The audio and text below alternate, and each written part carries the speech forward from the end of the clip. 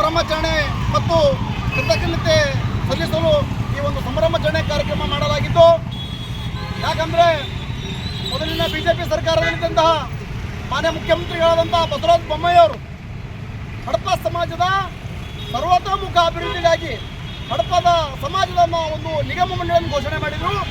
ಅನಿವಾರ್ಯ ಕಾರಣದಿಂದ ನೆಲೆಗುದಿಗಿದ್ದು ಪೂರ್ಣ ಪ್ರಮಾಣವಾಗಿ ಅನುಷ್ಠಾನವಾಗಿದ್ದಿರಲಿಲ್ಲ.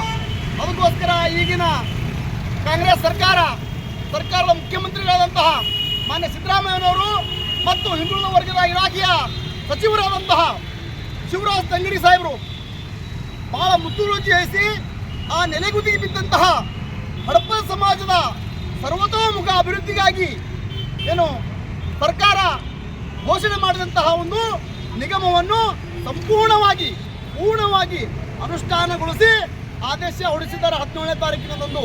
ಅದಕ್ಕೋಸ್ಕರ ಮಾನ್ಯ ಮುಖ್ಯಮಂತ್ರಿಗಳಿಗೆ ಮತ್ತು ಹಿಂದುಳಿದ ಇಲಾಖೆಯ ಸಚಿವರಾದ ಶಿವರಾಜ್ ತಂಗಡಿಗೆ ಅವರಿಗೆ ಮತ್ತು ಪ್ರತ್ಯಕ್ಷವಾಗಿ ಪರೋಕ್ಷವಾಗಿ ಈ ಒಂದು ನಿಗಮವನ್ನು ಘೋಷಣೆ ಮಾಡಲು ಆದೇಶ ಮಾಡಲು ಸಹಾಯ ಮಾಡಿದಂಥ ಒತ್ತಡ ನೀಡಿದಂಥ ಸಚಿವರಿಗೂ ಶಾಸಕರಿಗೂ ಮತ್ತು ಎಲ್ಲ ನಾಯಕರಿಗೂ ಇವತ್ತಿನ ದಿವಸ ಈ ಒಂದು ದೀಪಾವಳಿ ಹಬ್ಬದ ಸಿಹಿ ಸುದ್ದಿಯನ್ನು ನೀಡಿದಂತಹ ಈ ಒಂದು ಸರ್ಕಾರಕ್ಕೆ ನಮ್ಮ ರಾಜ್ಯ ಹಡಪ ಸಮಾಜದ ವತಿಯಿಂದ, ಜಿಲ್ಲಾ ಹಡಪ ಸಮಾಜದ ವತಿಯಿಂದ ಅನಂತ ಕೃತಜ್ಞತೆ ಸಲ್ಲಿಸಲು ಧನ್ಯವಾದ ಹೇಳಲು ಇಚ್ಛೆಪಡುತ್ತೇನೆ.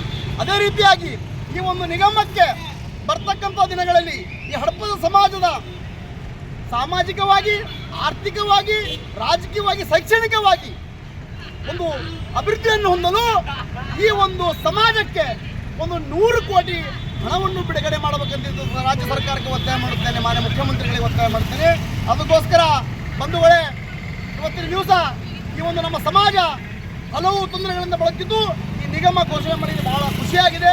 ಅದಕ್ಕೋಸ್ಕರ ಈ ಒಂದು ಸರ್ಕಾರಕ್ಕೆ, ಮಾನ್ಯ ಮುಖ್ಯಮಂತ್ರಿಗಳಿಗೆ ಮತ್ತು ಹಿಂದುಳಿದ ಇಲಾಖೆ ಸಚಿವರಿಗೆ, ಶಾಸಕರಿಗೆ ಮತ್ತು ಸಚಿವರಿಗೆ ಎಲ್ಲರಿಗೂ ಕೂಡ ಅನಂತ ಕೃತಜ್ಞತೆ ಸಲ್ಲಿಸುತ್ತಾ ಮತ್ತು ಈ ಒಂದು ಹೋರಾಟದ ಮುಖಾಂತರ ಕರ್ನಾಟಕ ರಾಜ್ಯದ ಕಟ್ಟಕಡೆ ಹಳ್ಳಿಗಳಿಂದ ಹೋರಾಟ ಮಾಡಿದಂಥ ನಮ್ಮ ಸಮಾಜದ ಬಾಂಧವರಿಗೆ ಕೂಡ ಈ ಒಂದು ಕೃತಜ್ಞತೆ ಧನ್ಯವಾದ ಸಲ್ಲಿಸುತ್ತಾರೆ.